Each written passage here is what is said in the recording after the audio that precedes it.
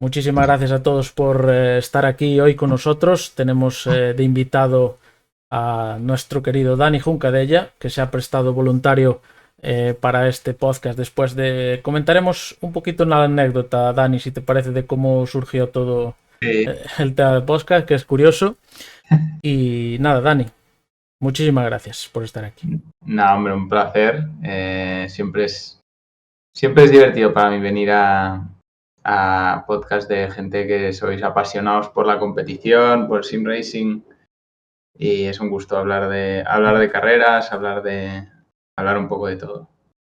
Pues sí, la verdad que pues mola que alguien de tu talla que os prestéis a este tipo de cosas porque la verdad a nosotros nos hace muchísima ilusión.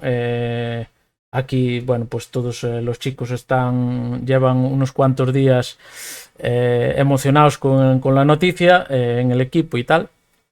Y bueno, pues al final para mí también es un aliciente, ¿no? Me gustaba hacer directos en Twitch, pero quería hacer algo un poquito diferente y esto pues creo que mola, ¿no? Y poder llegar a vosotros y en fin. Bueno, Dani, como te comentaba antes y ya hemos comentado por ahí también, tenemos una sorpresa. Tenemos a un tal Roldán Rodríguez que se ha prestado también a participar de alguna manera aquí en el canal con un vídeo presentación que ahora pondremos por aquí. ¿Qué opino de Dani Juncadella? Dani es un crack, Dani es un fenómeno, es un referente para todos. A nivel deportivo es uno de los mejores pilotos que hay en España, sin lugar a dudas, y porque le toca correr en GTs, pero lo sería en cualquier otra especialidad del mundo del motor. Aparte es un buen tío, es un poco suyo, lógicamente, como tiene que ser, pero sí es un auténtico crack. Y estoy muy contento de que tengamos ese podcast tan chulo de Zunos sin fanatismos, porque además tiene un punto de vista muy certero y muchas veces diferente al mío, con lo cual suma mucho. Así que nada, Dani, sigue haciéndonos sentir orgullosos a tus amigos de tus logros en coches. Un abrazo. Bueno, pues ahí las palabras de nuestro Roldán Rodríguez, ¿no? Un crack, Roldán. La verdad es que es un tío que yo creo que ha encontrado muy bien su camino. Eh, y vaya, tener también a alguien, yo creo que hay que saber valorarlo, ¿no? A veces le he visto que ha sido muy criticado en su posición actual. Sí. Al final está en una posición que es muy difícil porque es muy fácil criticar a bueno, no lo llamaría prensa, pero comentaristas en televisión. Yo soy el primero que muchas veces me gusta saltar a hacer comentarios cuando creo que hay gente que se equivoca o dice algo fuera de lugar. Entonces son muy propensos a recibir esas críticas. Entonces, bueno, alguien que ha sido piloto, yo creo que hay que valorarlo, que al final nos va a dar todos un punto de vista muy bueno. Sí, la verdad es que sí. A mí me encanta cómo transmite, bueno, la sabiduría que tiene el saber, ¿no? El saber qué está comentando en cada momento. Sí es cierto que se ha visto una evolución desde el principio y es normal, ¿no? Que al final empiezas en tele y es difícil, pero joder, ahora ya se ve que se desenvuelve. Aparte tiene ese feeling con los pilotos que obviamente pues un periodista sin más no tendría, ¿no? Y eso mola. Y bueno, ¿de qué os conocéis realmente, Dani?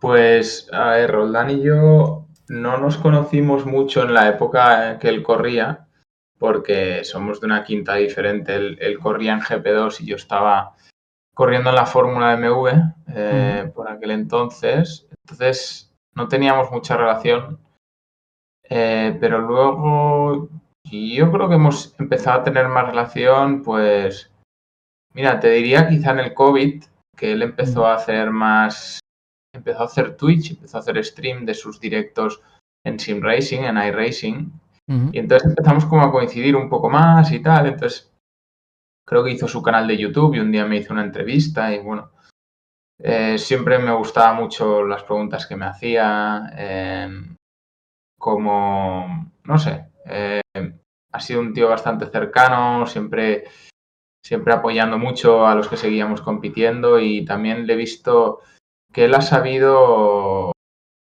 un poco pasar su etapa de piloto y sin ningún tipo de rencor. ¿Sabes? Que a veces esto es quizá difícil para entender para la gente, pero yo en nuestra generación, o sea, Roldán es una generación un pelín mayor a mí, pero sí que todos somos un poco la generación del boom de Fernando Alonso.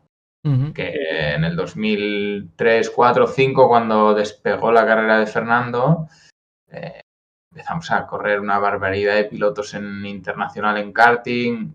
Y yo creo que Roldán ya estaba al final de su trayectoria de karting.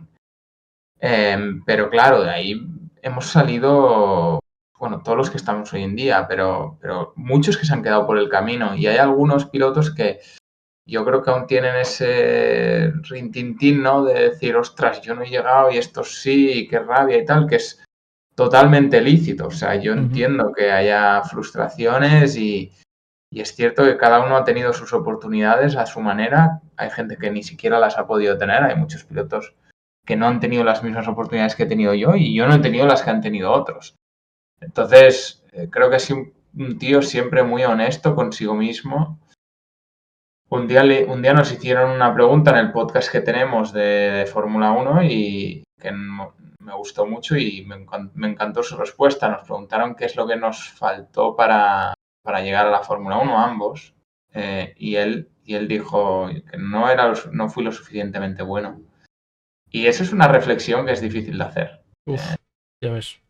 Y entonces, bueno, eso yo creo que es algo que define muy bien a Roldán, ¿no? Creo que es un tío muy honesto y creo que va a tener una carrera por delante muy buena en lo que está haciendo ahora mismo. Desde luego. Bueno, comentabas tú, ¿no? Es un poco la selva, ¿no? El tema todo de el karting. Yo estoy siguiendo a un español que está ahora en el karting y de hecho fueron las finales del mundo ahora, Cristian Costoya. Tiene 13, 14 años. Sí. Y la final fue una auténtica locura. Ves que es decir, son salvajes sobre karts y se empujan, se echan fuera y claro, y después muchas veces no entendemos cuando llegan a la Fórmula 1 la mentalidad que tienen, pero bueno, tú nos podrás hablar de eso y hablaremos ahora de tu paso por el karting y nos comentarás. Roldán, ya hemos hablado un poquito de él. Vamos a hablar sobre ti, Dani, que eres aquí el importante hoy. Y nada, ¿cómo empezaste el mundo del motor? ¿A qué edad? Porque he visto por ahí que quizá no ha sido la trayectoria más habitual, ¿no? Que igual empezaste un poquito tarde. Cuéntanos. Sí, sí, he tenido quizá una trayectoria un poco atípica, en el sentido de que empecé tarde porque yo hice una carrera con 8 o 9 años, así en plan medio amateur, pero sin más. Y un amigo mío tuvo un accidente en esa carrera y entonces mi padre me dijo, oye, esto es muy peligroso, tal, déjate. Mi padre había corrido, pero yo no tenía ningún interés en concreto por correr, pero simplemente, bueno, en esa época yo practicaba muchos deportes, jugaba a fútbol, a tenis, esquiaba, competía esquiando, de esquí alpino. Y entonces, bueno, sin más, me dio igual. Y al cabo de 5 años, 4 años, con 13, 14 prácticamente, vi que un chaval con el que había corrido yo era campeón de España, campeón de Cataluña, salía en todas las revistas, ahí Autoebdo, y yo pensé, ostras, este tío lo ganaba, ¿cómo puede ser? Yo quiero correr. Y entonces insistí en correr y al final mi padre pues acabó cediendo, y volví a correr con 13 años. Pero claro, ya me salté una de las categorías base, que es la categoría cadete en su época, que es con los karts más pequeños prácticamente, que ahí es donde se aprende a la lucha cuerpo a cuerpo, ¿no? Que están dándose leches toda la carrera, no se escapa nadie. Y yo fui a correr ya a categorías un poco más junior, senior, y la verdad es que mi trayectoria por el karting fue bastante corta, pero sí que es verdad que no tuve ningún gran resultado, pero sí que tuve destellos de calidad. Me acuerdo muy bien que solo empezar, ya en mi segundo año en internacional, hice el tercer tiempo en el Marguti, que era una carrera mítica en Italia, y de 120 pilotos. Y y hasta yo no me lo creía, ¿sabes? Yo pienso que empecé a correr en karts, investigaba sobre los chavales que corrían en karts y pensaba, estos tíos son buenísimos, ¿sabes? Yo soy nuevo aquí. Y siempre me quedé con algo que me dijo, claro, yo en aquella época era un muy novato, estaba muy verde y algo que recuerdo que a mi padre le dijo Genís Marcó, que era el jefe del equipo, que fue el descubridor de Fernando Alonso en el karting y con el que corríamos, en el equipo en el que corríamos muchos chavales, le dijo a mi padre, el día que tu hijo se lo crea, no le ganará a nadie. Pero hasta entonces...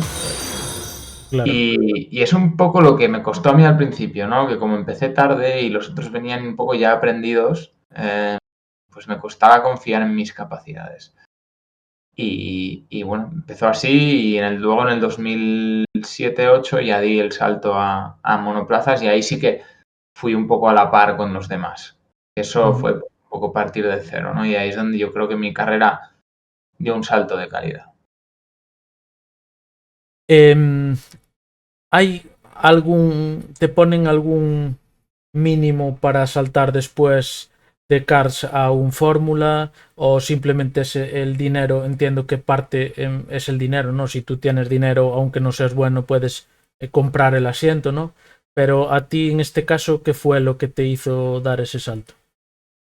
Sí, obviamente hoy en día lo que hace la diferencia es si tienes esa capacidad económica, si tu familia la tiene, sobre todo hoy en día. En nuestra época también. Sí. Yo vengo de una familia en la que el dinero no ha sido un problema. Esto no tengo problema en decirlo, de que al final he tenido esa capacidad económica, pero también vengo de una época en la que había muchas ayudas, muchas más ayudas que ahora, gracias a Fernando Alonso, en parte, Claro. porque como hubo el boom de Fernando, éramos muchos chicos, sobre todo en Cataluña, éramos Sí. muchos catalanes corriendo en internacional, en karting, entonces había un programa que se llamaba de jóvenes pilotos en el circuito de Cataluña que nos apoyaban con, yo creo que eran entre 50.000 y 100.000 euros.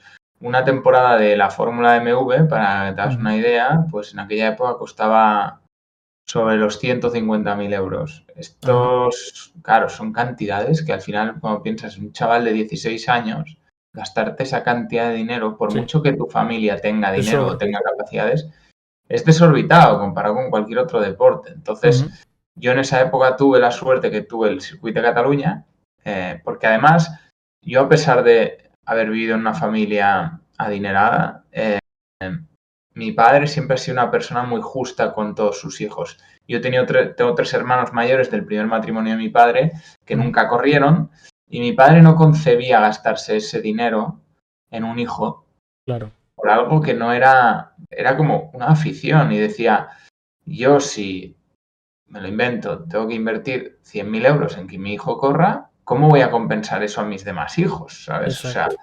él veía que tenía que compensarlo de alguna manera. Entonces, bueno, yo en esa época tuve, pues eso, el apoyo del Circuito de Cataluña, el RAC, con el programa de jóvenes pilotos. Y además hice unas pruebas para Red Bull, porque me enteré que se hacían unas pruebas en Estoril, que hacían las típicas pruebas que ahora ya no lo hacen, pero en su día el programa de jóvenes pilotos de Red Bull. Y mi tío, que había corrido en Fórmula 1, conocía a Helmut Marko de Red Bull. Ostras. Y entonces, gracias a eso, pues mira, también ves una oportunidad que si no hubiera tenido a mi tío, pues no la hubiera tenido. Le dijo, oye, prueba por favor a mi sobrino, que es muy bueno, no ha tenido grandes resultados en el karting porque ha hecho solo 2 años, pero pruébalo que seguro que lo hará bien.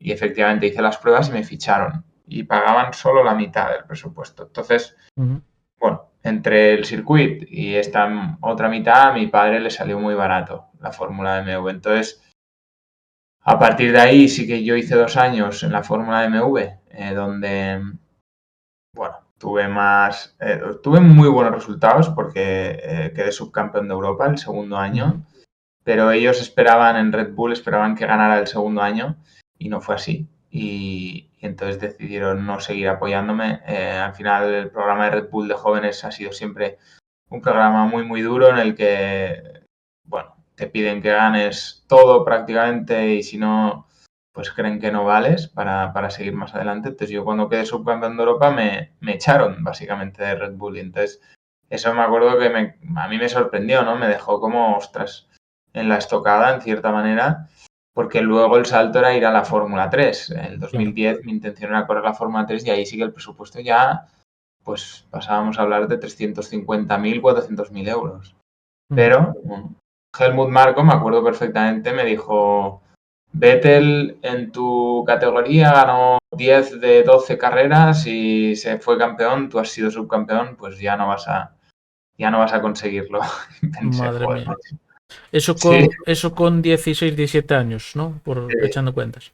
Sí, claro, para mí como con esa edad es muy difícil de asimilar, ¿sabes? Al Claro. final me hundió completamente, pero ahí tuve la suerte que entró mi hermano a ayudarme en cierta manera como manager, por así decirlo, porque mi hermano, que tiene 11 años más que yo, tenía unos amigos que conocían a unos tíos de Kazajistán que venían a Barcelona, a la Costa Brava, a pasar el verano y les encantaban los coches y no sé qué tal, y eran los que eran los patrocinadores del equipo ciclista Astana, que aún a día de hoy existe. Sí.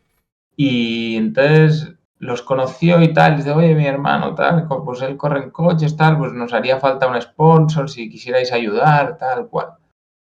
Y bueno, para que les interesara, lo que les propuso es, mira, el primer año os vamos a pintar todo el coche de Astana, el 2010, en la Fórmula 3, y si os gusta, pagáis la temporada siguiente. Ojo. Y dijeron, vale, porque claro, al final les salía gratis un año. Claro. Y podían siempre echarse para atrás. Entonces, ese primer año, mi padre, me acuerdo que él tuvo que poner 300.000 euros. El circuito de Cataluña, no sé si llegaba a los 100.000 euros, pero lo que... no, perdona, Mercedes, porque yo empecé a correr con motores Mercedes ahí, me ayudó con los motores, que costaban 100.000 euros, y el circuito ponía 50.000 euros, con lo cual los 450 que costaba la Fórmula 3. Para que os hagáis una idea, esto a día de hoy, la Fórmula 3 cuesta entre 1,5 millones, 1.700.000. Madre mía. O sea, es una barbaridad lo que cuesta a día de hoy. Y entonces, bueno, ese primer año, la primera carrera de la temporada, me acuerdo que llegué y hice la pole, el Campeonato de Europa de Fórmula 3, y no me lo creía ni yo. O sea, yo pensé, pero ¿de dónde ha salido esto? Y bueno, pues fue un buen año, un año de rookie, pero acabé ganando la última carrera del año y hasta nada dijeron, vale, venga, te apoyamos. Y al año siguiente corrí la Fórmula 3 pagado por ellos, que quedé subcampeón, no, quedé tercero, que ganó Roberto Meri, pero gané el Gran Premio de Macao, que es como la carrera mítica que nunca la ha ganado un español, y eso fue un punto de inflexión para mí, ¿no? Porque es una carrera tan importante que la ganara un español por primera vez, pues fue un gran boom.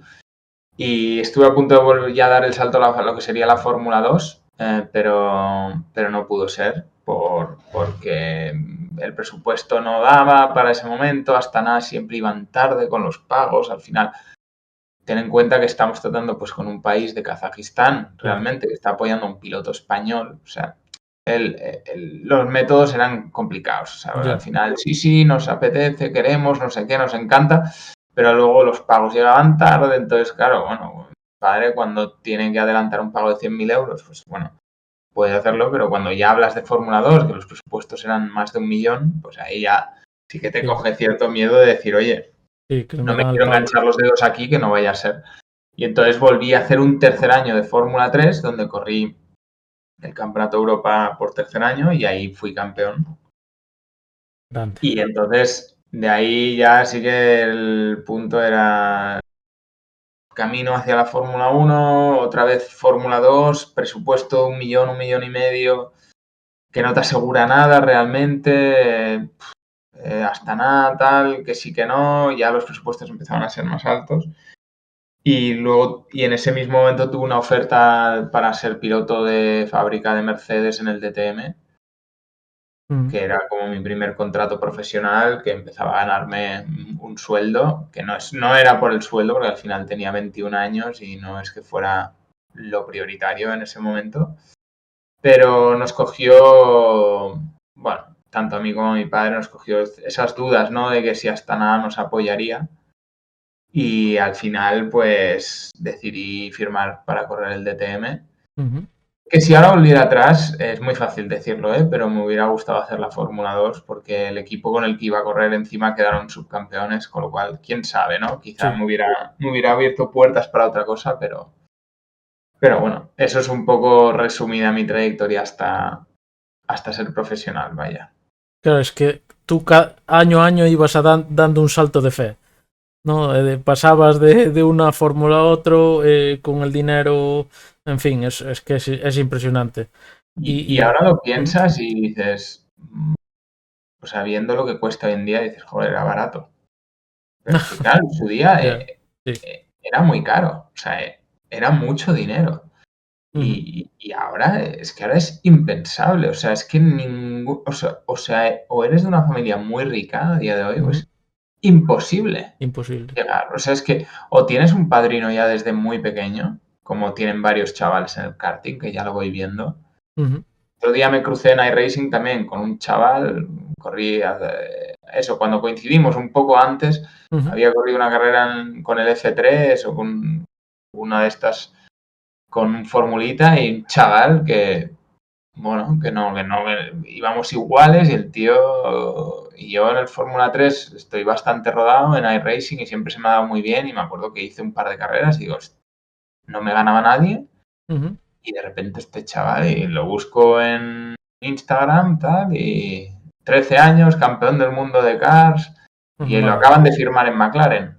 ya ves. Eh, Dries Van Langendonk creo que se llama. Ah, sí. Chaval, Este es que, bueno, corre precisamente creo que contra Cristian Costoya, Costoya. ¿no? Sí. De hecho, Seguro. ganó el campeonato este chico que dices tú, que no sé exactamente el nombre, y Sí, Cristian fue su campeón. pues. Y, Y es la única manera, ¿sabes? Si tienes ese apoyo, o sea, pues tendrás oportunidades, pero es que a día de hoy sí que es impensable. ujú. Impensable, es muy caro. No, no es locura. Y bueno, ya hay información, ¿no? Hay buscas por las redes. Hay un vídeo de Danny Close que habla precisamente del presupuesto necesario para llegar y habla de 12 millones de euros mínimo para llegar a la Fórmula 1. Quizá, bueno, arriba o abajo puede ser. Pero parece impresionante y claro, al final es que eso no hace que llegue el mejor, ¿no? O tú como o ves Sí, que quizá el dinero también ayuda a que puedas entrenar mejor y llegar a ser más competitivo. sin duda que te ayuda, porque mira, hay pilotos que se han creado a base de entrenar y ser más competitivos. O sea, esto es así de simple, que al final es como si, no sé, me dices una carrera de sim racing y dices, no, mira, estos solo pueden entrenar 3 horas Ujú, y este puede entrenar 50. Ya puede tener mucho talento el de las 3 horas que el de 50. O claro, sea, me pones a Max Verstappen a hacer 3 horas y a un tío medio bueno a hacer 50 horas y estará cerca. O sea, claro. no te digo que le gane, pero estará ahí, ¿sabes? O sea, suplirá lo que le falte de talento. Y eso es una capacidad que, pues en la vida real, tiene un coste. Claro. Entonces, Mick Schumacher es un ejemplo de un piloto que toda su trayectoria, test aquí, allá, secretos, cada fin de semana, cada semana haciendo test en un circuito en otro con cualquier coche. Claro. Lando Norris también al principio, que esto no se sabe mucho, pero sí Ujú, que hizo bastante test, pero es un piloto que yo considero que tiene talento. ujú, yo, Stroll, obviamente. Entonces hay muchos pilotos que a base de test, claro, al final también, ya, oye, cuando las cosas van bien, van. O sea, Stroll, cuando el coche es competitivo, ha sí. hecho muy buenas carreras en Fórmula 1 y fuera de ella, o sea, chapó. Ujú, Y Schumacher también, pero yo creo que a nivel de talento es muy difícil que estén los 20 mejores en Fórmula 1 porque nunca será justo el camino hacia la Fórmula 1 exacto. y Sí bueno, que. ya lo ves, que Ujú. no es fácil. hemos criticado mucho yo mismo y tal, se critica mucho a Stroll y a estos, pero no son malos para nada. Es decir, son unos auténticos cracks. Al volante lo que pasa es que le falta ese, el don, ¿no? Que tienen Sí, Verstappen, sí. que tiene Norris, Leclerc, Sí, sí, Alonso, vamos. está claro que al final están ocupando el sitio de otros que podrían ser superestrellas. Pues mira, como por ejemplo ahora llega Colapinto de repente y bueno, o sea, bestial, ¿no? 2 carreras y dices, wow, ¿dónde están estos talentos, sabes? Sí, sí, Que no nos permiten ver la Fórmula 1. Porque no llegan estos chavales. O sea, Colapinto, si no hubiera tenido una temporada mala Sargent, quizá nunca sabemos de Colapinto, ¿sabes? correcto. Y muchos que hay en Fórmula 2. Sí, sí, Berman, otro sí, pilotazo, que llega y le moja la oreja a Hülkenberg en Baku. O sea, total. que en la última carrera Jeddah, Singapur, sí. en Singapur, Ujú. Hülkenberg califica sexto y en carrera hace noveno detrás de Fernando. O sea, Sí, no es Hulkenberg es muy bueno. Es muy bueno Hulkenberg. y ves a Berman en la Fórmula 2 que va el 12 de la general este año porque el equipo no está al nivel. Claro. Y dices, ¿cómo puede ser? O sea, eh, es que realmente el camino hacia la Fórmula 1 está francamente jodido, porque no necesariamente los mejores llegan, pero Ujú, sí que yo creo que los que al final son muy, muy, muy, muy buenos y que son los 10 mejores del mundo van a estar ahí. ujú. Quizá no 10, pero sí 6. Los 6 mejores del mundo, 6 8 mejores del mundo, llegan a Fórmula 1 sí o sí. A no ser que te falten otras cosas por el camino.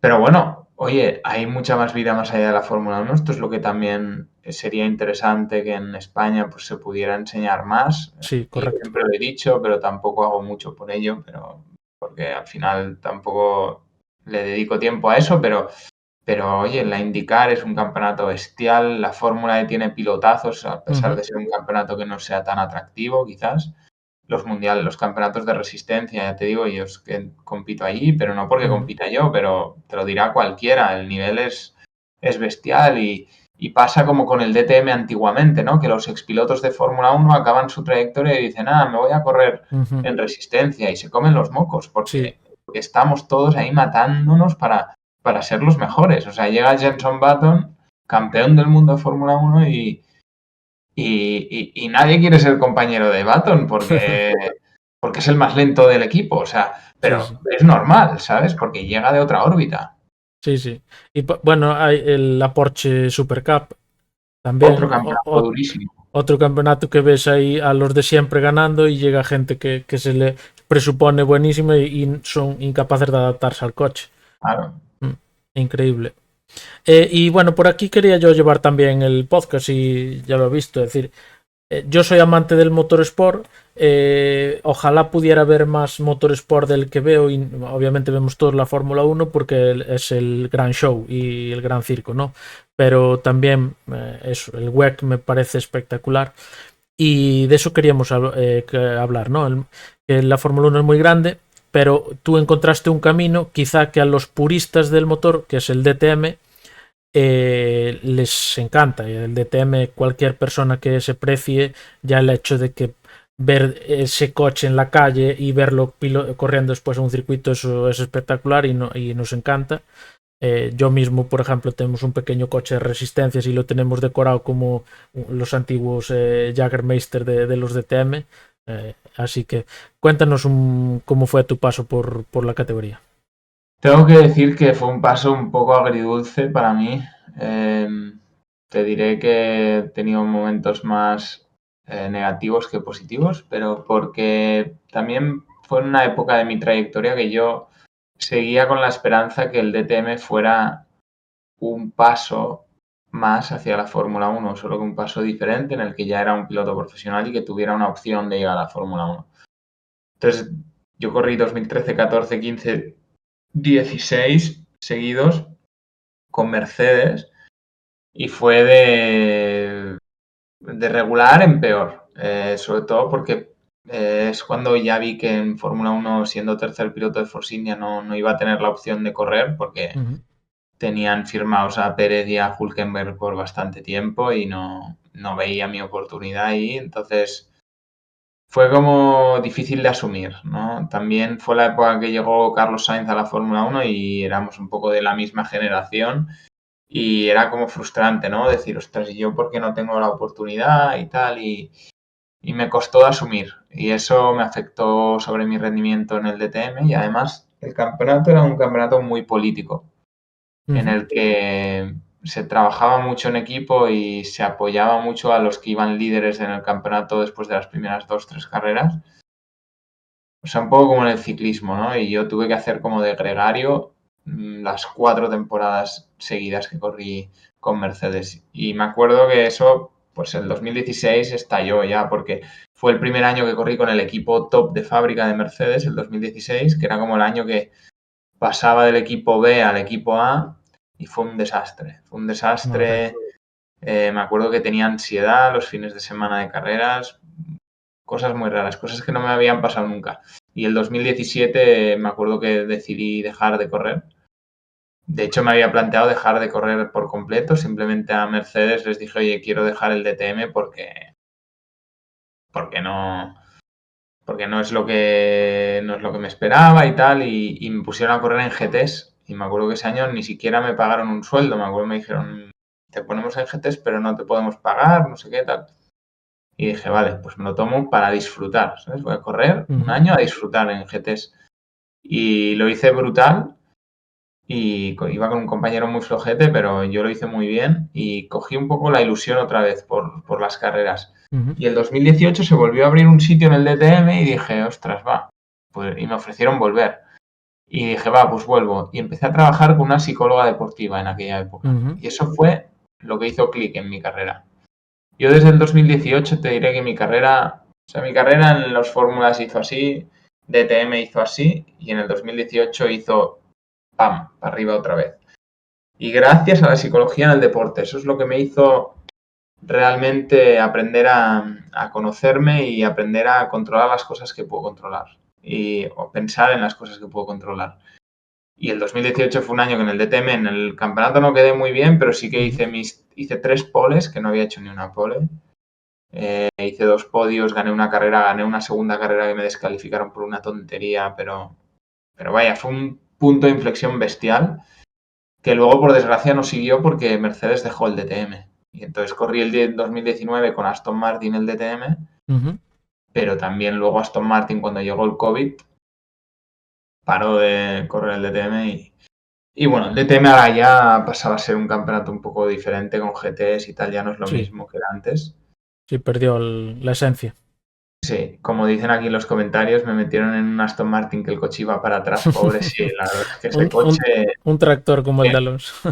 Porque lo hicimos muy tarde el coche y demás, pero bueno, yo dentro de ese equipo rendí muy bien. ¿Sabes? Al final de los Aston Martin fui el mejor. Uno de mis compañeros era Di Resta, que había hecho... Ostras, Paul Di Resta. Que había sido subcampeón el año anterior y ese año lo gané. Entonces, yo estaba en un momento muy bueno de forma, entonces fue como un batacazo, ¿no?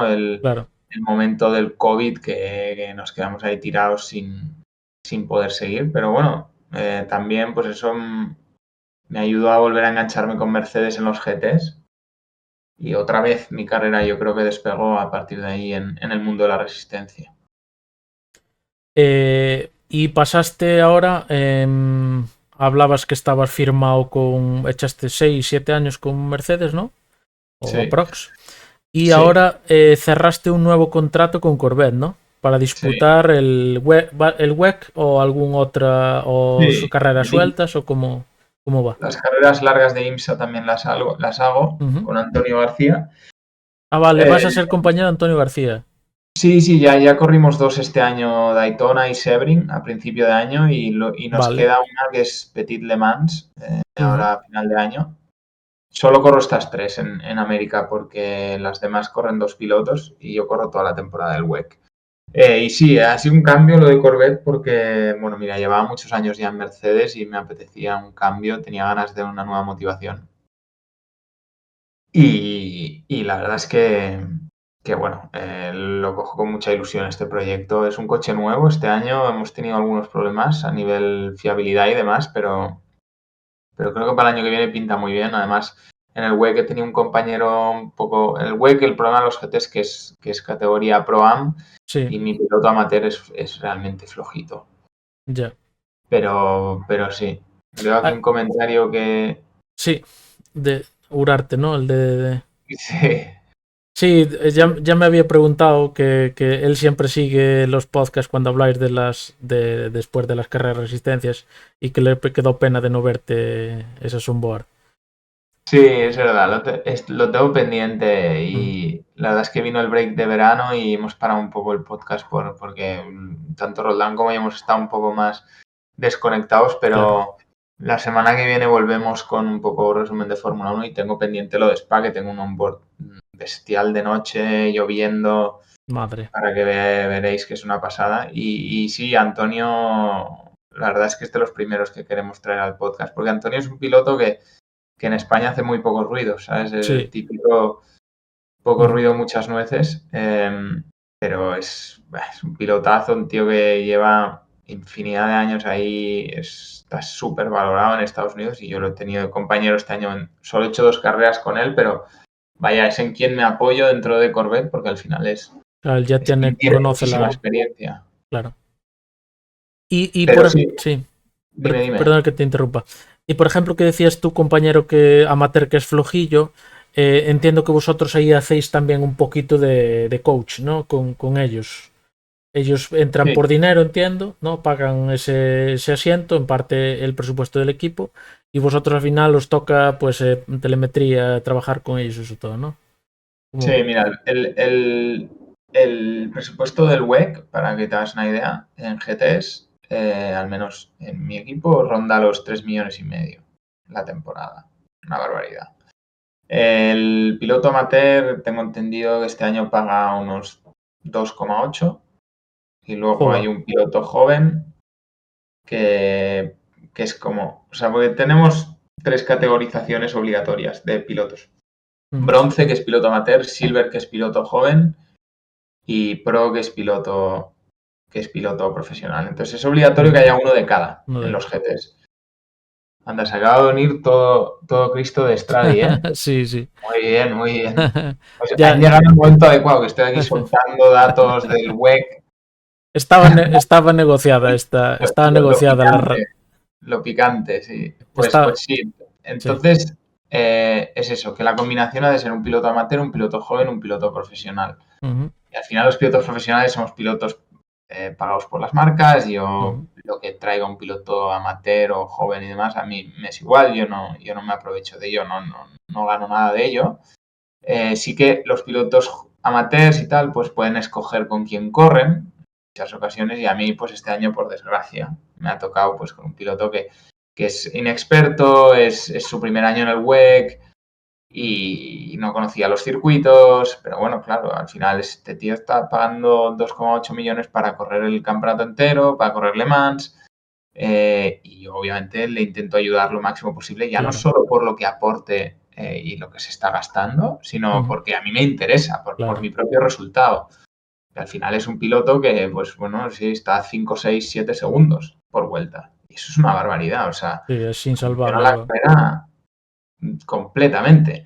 Y Claro. entonces, bueno, sí, es una forma diferente de hacer carreras, ¿no? Y es curioso, a mí me sorprende que en el Mundial, el WEC, que es conocido como el Mundial de Resistencia, dependa tanto de los amateurs. Es muy fuerte, ¿sabes? Que en GTs sea así, porque en Hipercar sí que es una pasada, porque son todos profesionales y ahí se están todos dando leche, se están matando para ver quién gana. Y es una pasada de ver y es lo que veis en la tele mucho más, porque enfocan mucho más a los hipercars, al fin y al cabo, porque es Sí, normal. sí, sí. Y en GTs, pues bueno, dependemos muchísimo de los amateurs, que eso es un poco una pena. Pero bueno, este año ha sido un poco un año de aprendizaje. El año que viene ya puedo decir aquí que voy a tener un compañero muy bueno en el WEC, Mola. amateur. O sea que el año que viene veremos resultados. Genial. Bueno, Stradi, muchísimas gracias por esa raid. Muchísimas gracias a todos por uniros. Estamos aquí con Dani Juncadella. Habíamos hablado del paso de Dani por todas las categorías de karting, Fórmula BMW, Fórmula 3. Hablábamos un poquito ya del paso de DTM. Y ahora estamos con el tema ya del WEC, que te uniste hace poquito a Corvette, a Chevrolet, a la marca, compañero de Antonio García. Y bueno, que este año te tocará disputar 24 horas de Le Mans, entiendo. Bueno, este año que 2025, te veremos por ahí. Ya te hemos visto en Spa, ¿no? Y en Nürburgring. ¿Cómo son unas 24 horas? Eso es algo que quería preguntarte. ¿Cómo te organizas? Porque nosotros estamos acostumbrados a las resistencias en iRacing, en las que estás tú sentado con tu ventilador dándote el aire en la cara, en fin, que es muy cómodo, ¿no? Pero cuando llevas las fuerzas G de un coche, de noche, con cansancio, en fin, coméntanos cómo te organizas unas 24 horas. Sí, mira, yo he corrido algunas 24 horas en iRacing también bueno, y en R-Factor y demás. La diferencia prácticamente es el momento que estás fuera del coche. O sea, yo creo que cuando estás en el simulador también es un momento de adrenalina y demás. Lo que pasa que quizá un poco más contenida, hay menos no hay movimiento, es un poco menos físico. Pero a nivel mental, obviamente es un desgaste también el que tienes en el simulador, parecido al que hay en el coche. Lo que pasa que fuera del coche es difícil gestionar esos descansos, porque estás en un circuito en el que hay un ruido que flipas, porque la carrera no para, no te vas a ir a un hotel a descansar porque te tienes que subir al coche quizá al cabo de 3 horas, con lo cual no te da tiempo. Entonces, ¿cómo mides esos descansos y cómo te preparas para esos descansos y cómo los aprovechas? Eso es clave. Y Sí, eso es algo que lo aprendes con el tiempo y con la experiencia. Claro, porque hay que desconectar, bajar esa adrenalina, ¿no? ¿Cómo haces algún ejercicio? Sí, no es fácil. Hay varias técnicas de enfriamiento que dicen, pues bueno, por ejemplo, una ducha, agua caliente ayuda mucho. También con ciertas comidas, pues puedes ayudar a conciliar el sueño.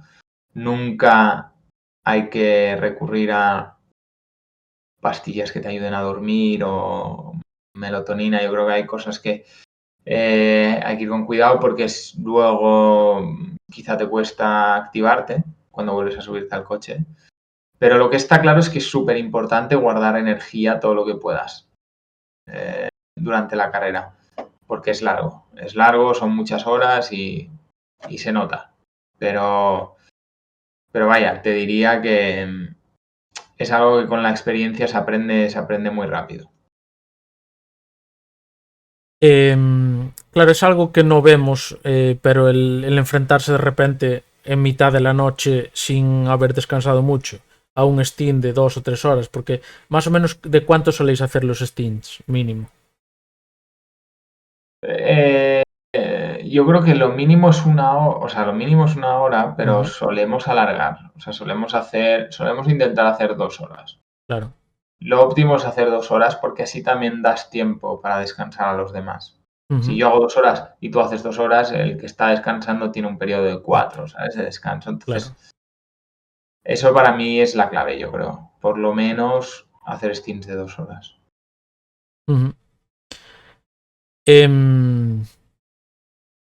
Y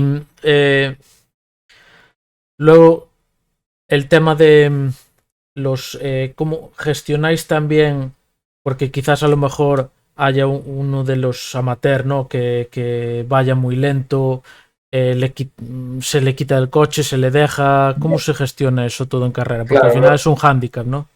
Sí, lo que pasa en estos casos es que el reglamento te marca unos tiempos mínimos, obviamente, o sea, no cuando somos estos 3 que somos en Le Mans, pues obviamente no hacemos 8 horas cada uno, porque intentamos que yo haga lo máximo y que los otros 2 hagan lo mínimo. Tienen un mínimo, creo que era de 6 horas y media, que son bastantes, con lo cual a mí me quedan unas 11. Pero claro, los stints duraban este año 45 o 50 minutos. Entonces, son bastantes stints. Intentas aprovechar, por ejemplo, momentos de safety car, Claro, si puedes, meter al piloto, porque al final no estás perdiendo tiempo y estás sumando tiempo en el coche. claro. Este año en Le Mans la carrera se neutralizó durante 2 horas y media porque diluviaba y detrás del safety car estuvimos 3 horas metidos, con lo cual ahí aprovechamos y todo el mundo metió a los amateurs, ¿sabes? Que pobres Claro. ahí dando vueltas 3 horas detrás del safety car. Pero bueno, sí, al final la estrategia se hace un poco en esa línea, pero nunca es fácil porque los tiempos mínimos que te ponen cuesta de cumplir. Por ejemplo, la última carrera en Fuji, pues que es una carrera de 6 horas, pues el tiempo mínimo que tienen es 1 hora 45. Vale, sí. Entonces, claro, realmente es que ya haces 2 horas, 2 horas, 2 horas y 2 horas. O sea, no No hay más. está bastante bien pensado en ese sentido para que no sea como si dijéramos discriminatorio hacia los Claro. amateurs y los jóvenes que al final son los que están pagando el presupuesto del año. O sea, si encima vienen y corren solo 1 hora, o sea que sí, que quieren ganar las 24 horas de Le Mans, seguro, pero también quieren correr, o sea, disfrutan Sí, desde luego. compitiendo.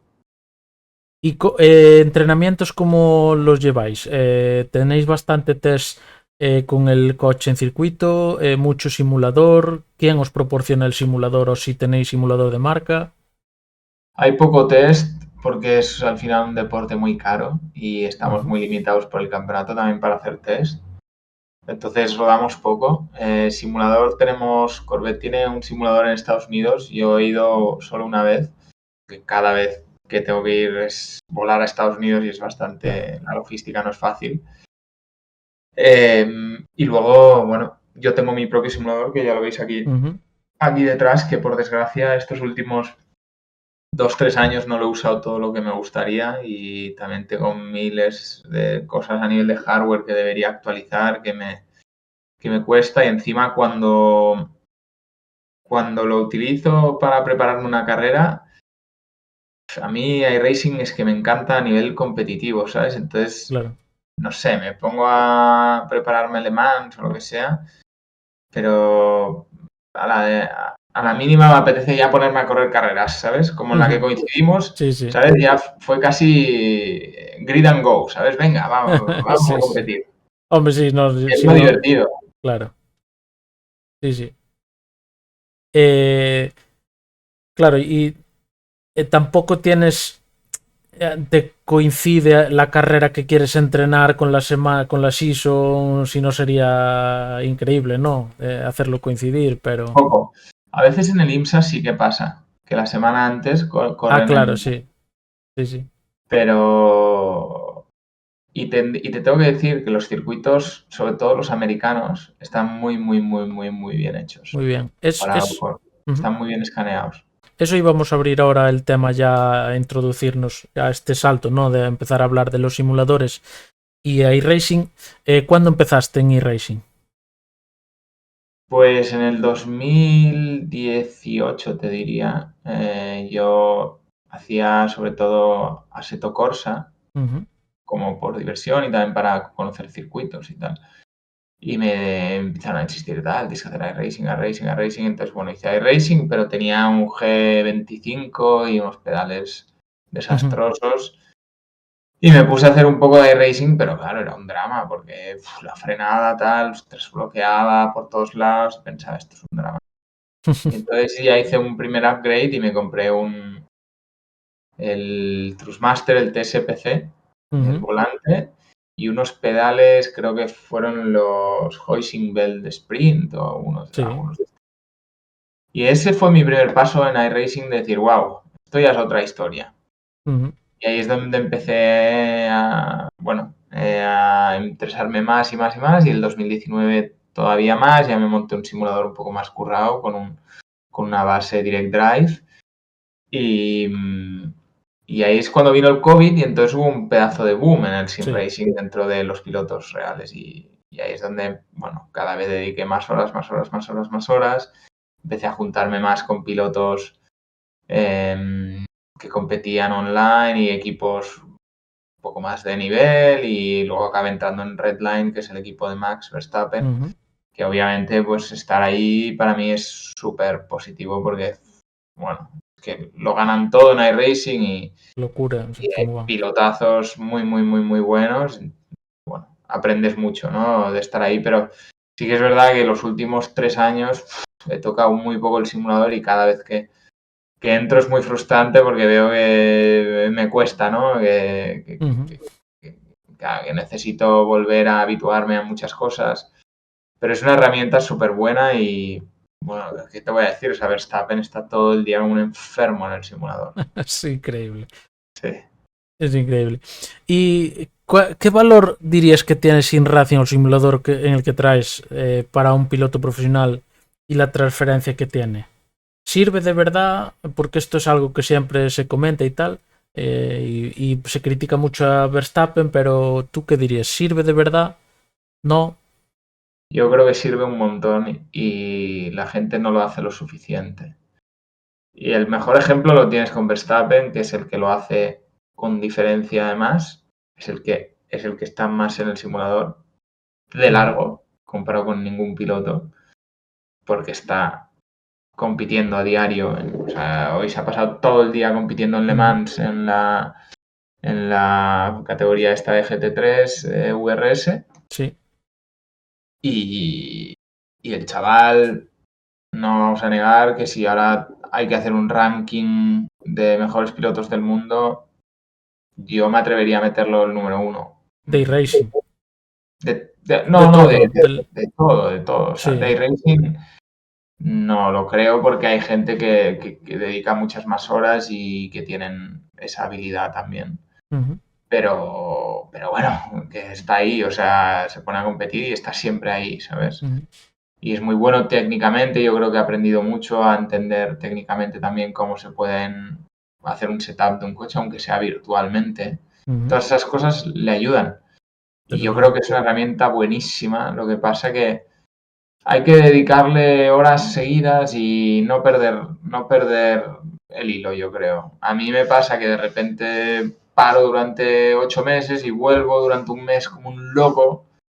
Y claro, ese mes pues me cuesta, ¿no? Me cuesta coger el ritmo porque es otro estilo de conducción, pero aunque sea diferente, todo es muy aplicable al mundo real porque como hay infinitas categorías, pues de repente que si corres con Fórmula 3, que con un GT, de repente con un hipercar, no sé qué tal, todo eso es adaptarse, ¿no? Es adaptarse a diferentes estilos de frenada, diferentes competiciones más largas, más cortas, entender una carrera, leer una salida, todas estas cosas no competimos lo suficiente en el mundo real.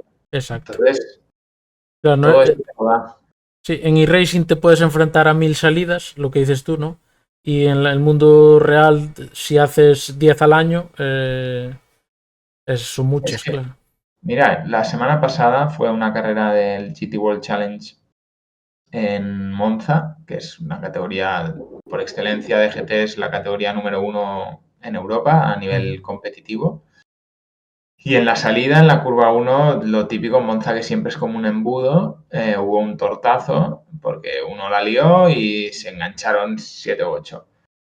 Y hoy he visto un onboard del que es uno que salía noveno, un Mercedes, que se choca.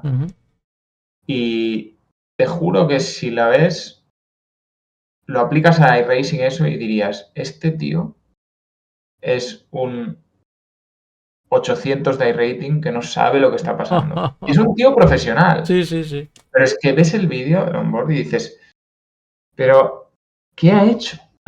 ¿Qué ha hecho? O sea, se nota que no hace suficientes salidas, no, Claro. o sea, el tío estaba perdido. Y es un tío profesional, un tío que se gana la vida. Así, ¿sabes? Y muy bien. Y dices, ¿cómo puede hacer semejante barbaridad ahí? Bueno, no están lo suficientemente preparados. Porque no tenemos suficientes carreras. Entonces, si tienes el feeling, si tienes el talento y sabes adaptarte y sabes tal, pues increíble. Consigues destacar, pero el sim racing yo creo que te puede aportar muchísimo. Increíble, increíble. Pues mira, Esto a todos nosotros y a todos estos que locos como yo que están aquí en el chat, que corren a diario también en racing, les estás dando más vida y nos das más vida diciendo esto porque nosotros nos sentimos pequeños pilotos profesionales, ¿no? Dentro de nuestros copies cada día. Y bueno, y matamos ese gusanillo que tú has llegado a conseguir el sueño de muchos de los que estamos aquí. Eh, por, lo, por lo que, claro, tú con 16 años, 17 años lo viste un fracaso, pero que realmente tú has conseguido el sueño Sí, de, de, de de mucha gente. cualquiera. Sí, sí. Y para mí, haber llegado, aunque sea a competir solo en GT3 o tal, pero bueno, has llegado al WEC, es que es la bomba totalmente. Y poca visibilidad se os da y yo creo que molaría y el WEC sin duda para mí es mm, la hostia, vamos. Debería Sí. verse más. Hay uno que pone aquí, yo soy el de 800 de iRating. Oye, con el comentario yo también, o sea, todos mis respetos a cualquiera que sea No, no. 800 de iRating, era simplemente un símil. No le hagas caso. No le hagas caso que no están de coña por ahí. Ya, Y bueno, y muchas veces coincidimos con muchos. De hecho, ahí Cleo nombra a Ariel Pacho, es un piloto profesional argentino del turismo. ¿Cómo es? Turismo carretera. carretera. Cada día luchamos contra él y cada día está corriendo y cada día a veces le tenemos más rabia porque es bastante, bastante peleón de más, pero bueno, pero sí que nos mola correr, ¿no? Y bueno, yendo a la historia que decía al principio de cómo coincidí contigo en pista, que hablabas de que habíamos coincidido en Road América y yo cometí un fallo, nos dimos un pequeño toque ahí y después te pedí perdón, obviamente, porque bueno, sí que me fastidia, ¿no? Al ver a un piloto profesional y cometer un error contra uno de vosotros, pues, joder. Y de ahí salió el rollo, ¿no? Que empezamos a hablar Sí. y te pedí participar en el podcast y lo aceptaste al momento. Así que muchísimas gracias, ya te lo comentaba antes. Es que yo también me meto en muchos jaleos, ¿sabes? A competir ahí Ya. cuando el coche no... Me hacía ilusión, ¿sabes? Los GTE que desde la época del COVID que ya estaban como perdidos en... que ya nadie compite, ¿sabes? O que casi nadie, porque pues, todo el mundo compite en GT3 o todo el mundo está haciendo lo mismo. Y vi ahí los GTE Road America, digo, joder, combinación impoluta. Pensaba que no Espectacular. correría ni Dios, ¿sabes? Ahí Me está. registré ahí, tal, venga, a ver, VRS, un setup, lo descargo, tal, venga, go. Ahí Y de estamos. repente veo ahí unos cuantos de 6.000 de iRating, 7.000, digo, joder, ya la he liado. Yo Locos. también iba ahí tensísimo esa carrera, ¿sabes? O sea, iba muy por encima de mis posibilidades porque iba al límite. Nosotros somos unos locos, estamos intentando revivir la serie. De hecho, tenemos la marca que lo patrocina, Conspeed, nos patrocina. Estamos haciendo un campeonato en base a la serie. En fin, Ah, qué bueno. entonces le estamos dando tal. Y precisamente esa semana yo obviamente podía luchar contra ti, porque tú se veía a leguas que tenías un setup que no era el idóneo y nosotros llevábamos trabajando una semana entera en el setup y no, nos volvemos enfermos con eso. Entonces, por eso podíamos estar ahí a la par. Pero bueno, pero nos hace ilusión. A mí me hizo muchísima ilusión el poder estar ahí y decir, joder, pues mira, y estaban, bueno, pues creo que el que decía el de los 800 de rating estaba por ahí en esa carrera también, en fin, pasándonoslo bien. Tema de setups, que tú, por ejemplo, tocas algo de setups, te mueves en e-racing con ello o no tienes tiempo Sí, para dedicarle. Y después, sí, intento, y pero pues, como no estoy lo suficiente y no hago las suficientes horas o no lo hago seguido, estoy un poco fuera del metagame, ¿sabes? claro. De la actualidad. Pero cuando puedo me apoyo en mis compañeros, ¿sabes? O sea, para, por ejemplo, esto del GT no, porque ninguno lo toca, pero cuando hago una carrera en GT3 o lo que sea, sí que me intento apoyar en ellos, porque al final ellos están dominando todas las competiciones top de sim racing en iRacing. Y vaya que tengo acceso a todos los setups y demás, telemetría a través de VRS de ellos, del equipo de Redline. Claro. Pero sí me gusta también probar cosas, ¿sabes? Y ver si tiene sentido lo que haces en el coche en simulación, si se parece a la realidad y demás. Claro. Y a Es, ver, las cosas por lo general suelen tener sentido, ¿sabes? Pero sí que es Ujú. verdad que siempre hay un poco ese metagame, que bueno, hay cosas en el setup que, ostras, es como, pues esto funciona siempre, ¿sabes? Y digo porque después a lo mejor tú el saber tocar tu setup en eRacing te puede ayudar a la hora de transmitirle a tu ingeniero o tu mecánico, no sé, hasta el punto de profesionalización que tenéis en el web, Bueno, tal. sin duda, porque al final cuando tú haces un cambio de setup en iRacing, eh, se nota, ¿no? Entonces tú sales y dices, ostras, pues, no sé, curva rápida, veo que se me va demasiado de culo. Pues voy a bajar la altura trasera, tal, y de repente, pues se te va de morro. Ostras, pues me he pasado, ¿sabes? Ujú. Voy a ajustar por ejemplo, también cosas que antes no aprendías, pues no, camber, tal, pues si ajustas el camber también tienes que ajustar la convergencia porque se cambia Ujú. automáticamente, cambia la altura, tienes que reajustarla. Son cosas que si no eres ingeniero no las sabes como Claro. piloto. Entonces, bueno, son pequeñas cosas que te ayudan mucho a Sí, aprenderlas ujú. y a mí me han servido. Y luego que el ir probando setups, al final vas probando diferentes feelings de coche, diferentes Ujú. sentidos, diferentes sensaciones y te ayuda para todo. Yo personalmente a mí me ayuda yo trato de hacer setups y me ayuda a entender después también el comportamiento del coche y saber que cuando tocas un parámetro ese parámetro siempre tiene contrapartida, es decir, no tocas algo para que el morro entre mejor en curva, no, estás tocando algo pero al mismo tiempo estás descompensando otra parte. Sí. Entonces a mí me ayuda muchísimo y me ayudó incluso después de transferencia a la vida real. Bueno, nosotros pues tengo un coche de circuito y yo aprendí a hacer el setup del coche de circuito en base a iRacing o lo que aprendí de iRacing. Nadie me enseñó y hasta ahora va bien. Entonces, es decir, va bien o al Claro, menos el coche responde. no, no. Y Sin duda que hay muchas cosas que son aplicables. entonces a vosotros entiendo que sin duda os tiene que ayudar y entender lo que el ingeniero, lo que le transmitís al ingeniero y él os quiere transmitir a vosotros, ¿no? Sí, total. Eh, en cuanto a físicas, ¿cuál dirías que son los coches que sí si se parecen a la realidad? Los GT3, por ejemplo, no, vamos a hablar de GT3, que es la categoría más que más se corre en e-racing. ¿Dirías que son parecidos, que tienen similitudes, no? A ver, parecidos sí que son, sin duda. El problema es que, mira, justo aquí preguntan el AMG GT3 Night Racing. A mí no me acaba de gustar. Creo que mm, cuesta de ver las tendencias de cada coche. El AMG es un coche que al llevar el motor delante Ujú. tiende mucho a subvirar por lo general, de norma general tiende mucho a subvirar. Y a veces lo veo como muy nervioso en ciertas ocasiones y sobre todo cuando lo quieres llevar, no sé, con los setups más rápidos, noto que es bastante nervioso y es algo que me sorprende porque no es nada así en el coche real. Ujú. Pero creo que es más un problema quizá En la física de del ruedas. modelo de neumáticos. Ujú.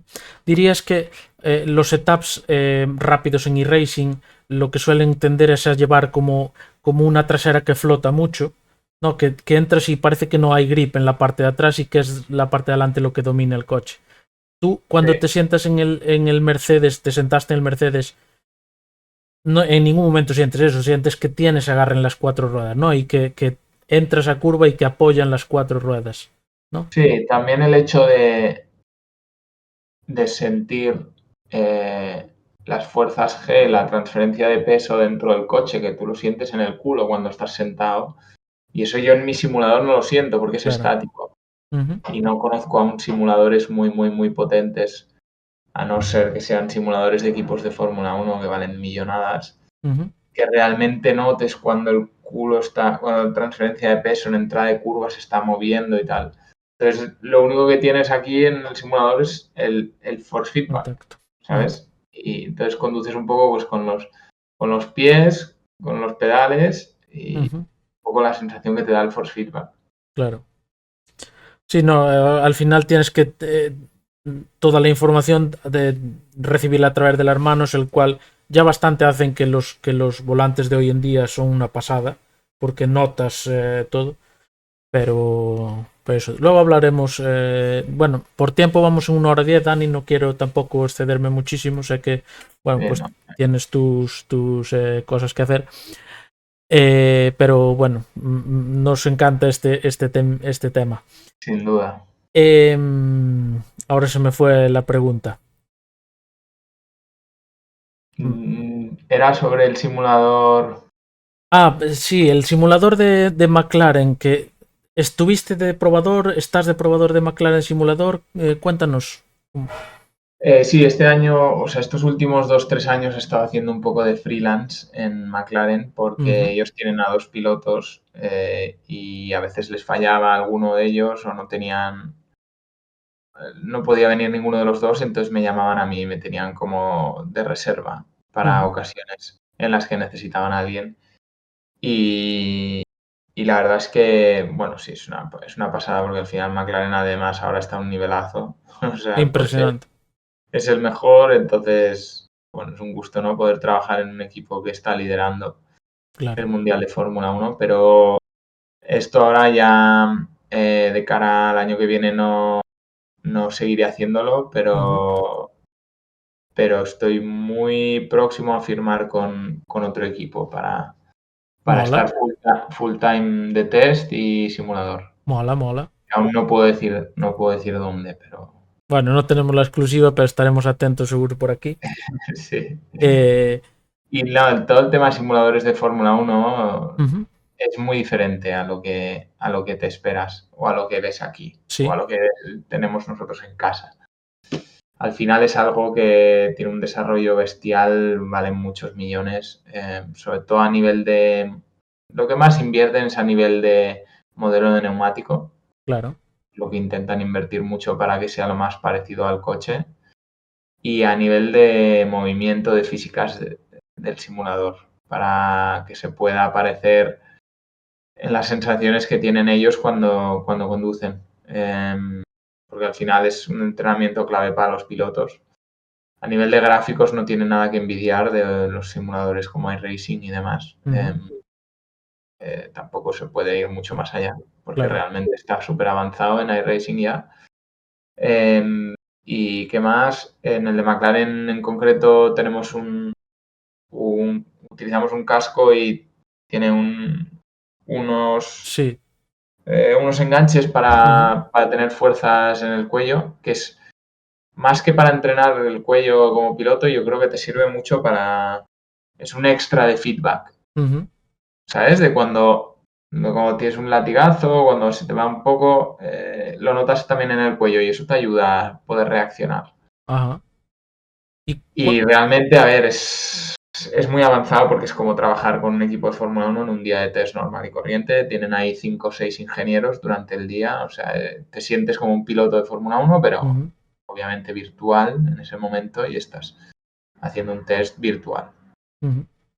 ¿Cuánto porque siempre escuchamos, ¿no?, que los equipos traen setups ya montados del simulador para el circuito, que después ellos van adaptando durante los libres? ¿Cuánto de real crees que hay la transferencia que el equipo puede llegar con un setup del simulador al circuito y decir, va planchado, es decir, va muy bien, solo tenemos que tocar estas cositas y tal? O quizás no está tan logrado. McLaren tiene uno muy bueno y creo que confían en que por lo general es muy bueno, pero hay veces que hay un margen de error grande por condiciones de pista o condiciones que cambian, pero esto es lo que adaptan ellos, o sea, al final,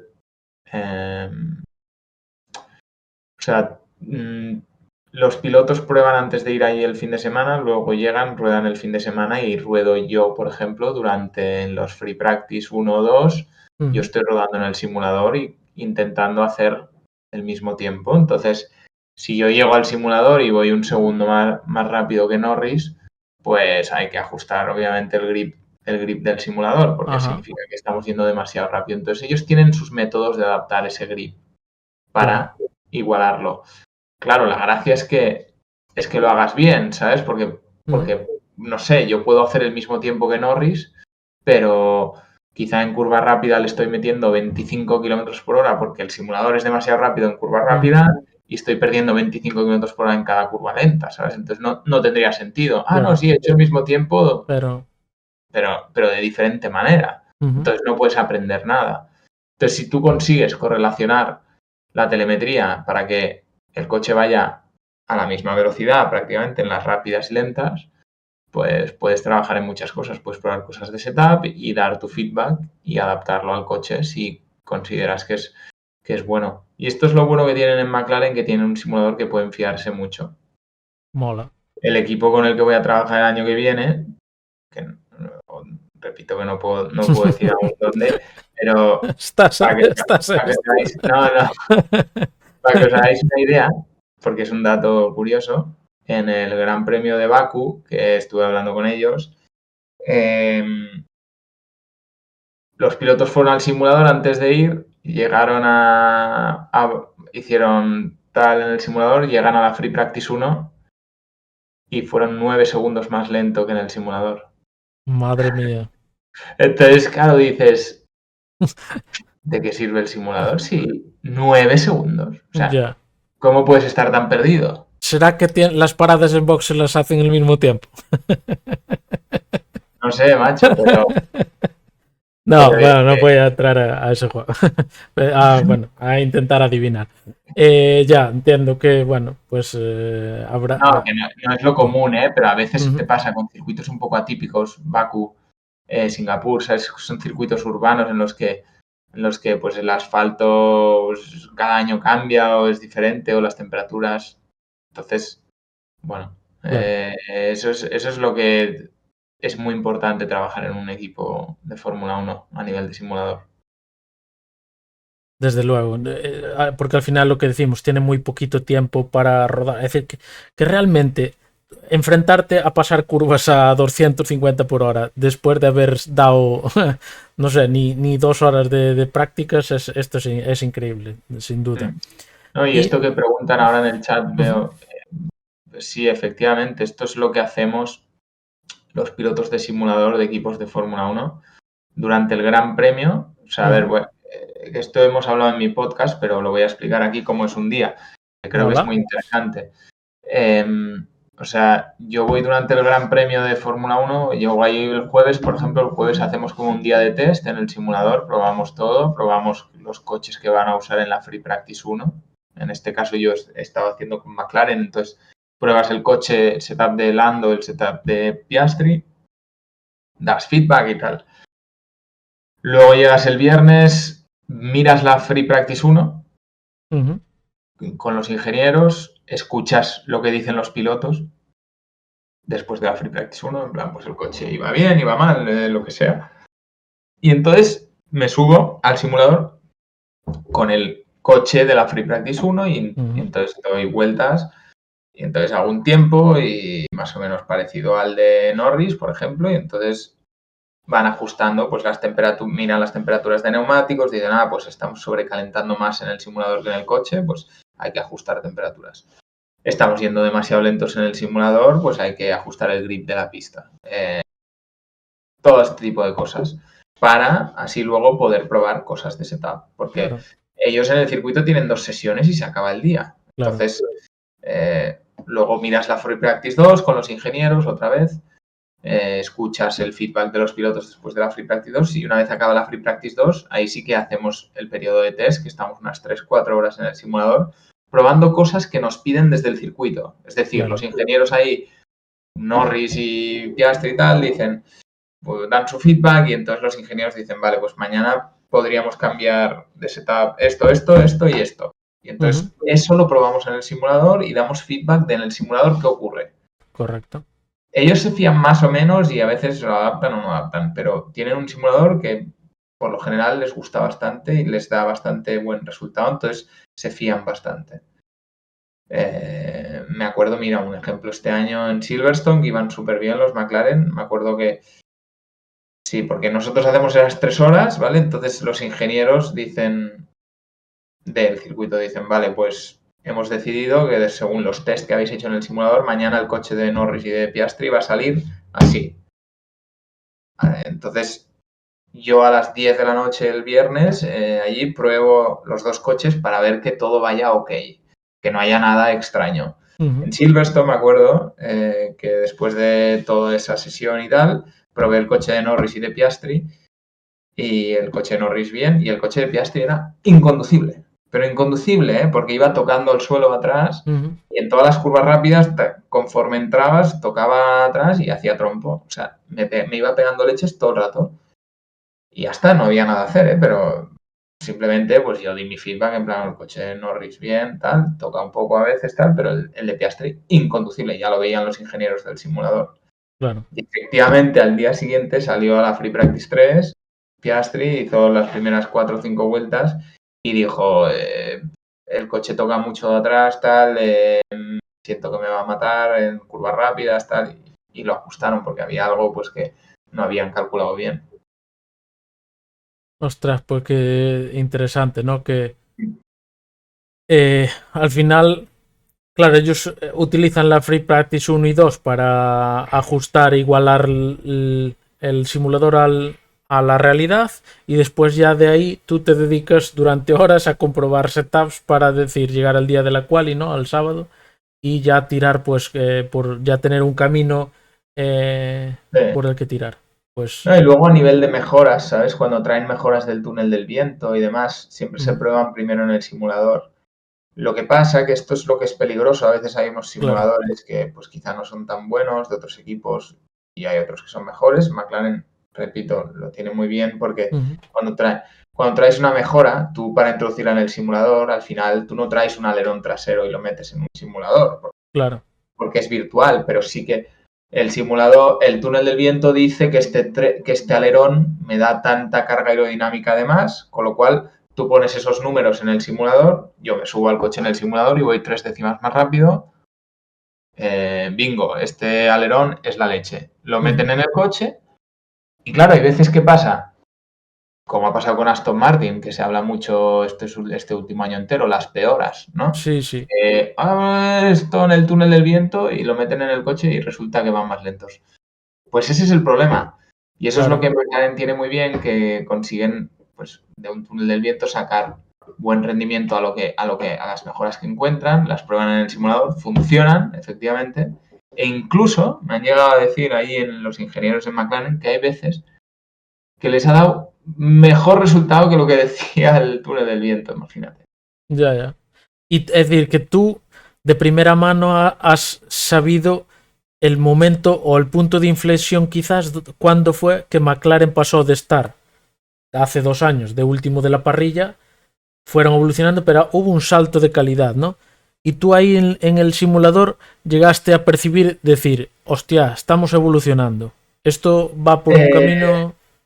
No, porque no he estado lo suficiente, o sea, no he estado los suficientes días y el año pasado, la última vez que fue en junio, y este año volví en mayo. Entonces ya habían hecho un avance muy grande. Claro.